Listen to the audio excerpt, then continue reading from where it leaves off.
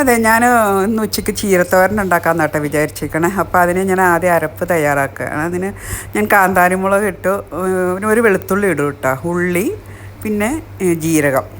ഞാനിത് ആദ്യം ഒന്ന് ചതയ്ക്കും, അത് കഴിഞ്ഞിട്ട് തേങ്ങ ഇടുള്ളൂ.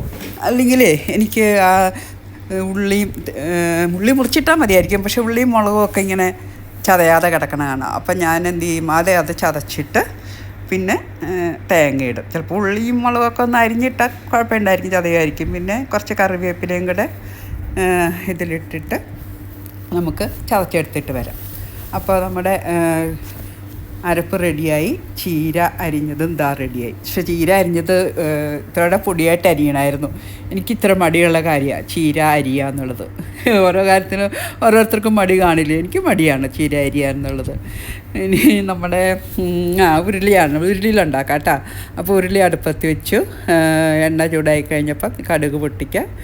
പിന്നെ ഇതിലേക്ക് അരിയാണ് ഇടുന്നത്. സാധാരണ എല്ലാ തോരനിലും ഉഴുന്നൊക്കെ അല്ലേ ഇടാറ്, ചീരയിൽ അരിയാണ്. അതെന്താണെന്ന് നിങ്ങൾക്കറിയാം? നിങ്ങളെന്താ ചെയ്യാറ്? അരി ഇടാറുണ്ടോ?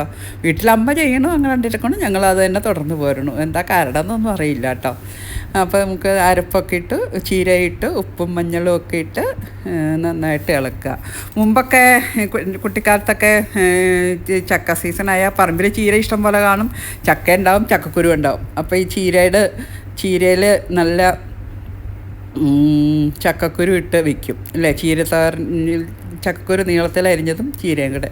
അപ്പോൾ നമ്മുടെ ചീര ഇളക്കി മൂടി വെച്ചിരുന്നു, വെള്ളമൊന്നും ഒഴിക്കണ്ട കേട്ടോ, മൂടി വെച്ചു. അപ്പോൾ ചീര റെഡിയായി. അപ്പോൾ നിരത്തിയിട്ട് ഇതിപ്പോൾ ഉരുളിയിലായതുകൊണ്ട് ഡ്രൈ ആയിക്കോളും, തീ ഓഫ് ചെയ്യുക കേട്ടോ. അപ്പോൾ അതാ ചീരത്തോരൻ റെഡി. അപ്പോൾ നാളെ മറ്റൊരു ഡിഷുമായിട്ട് വരാം. ഓക്കെ, അതുവരേക്കും ബായ്.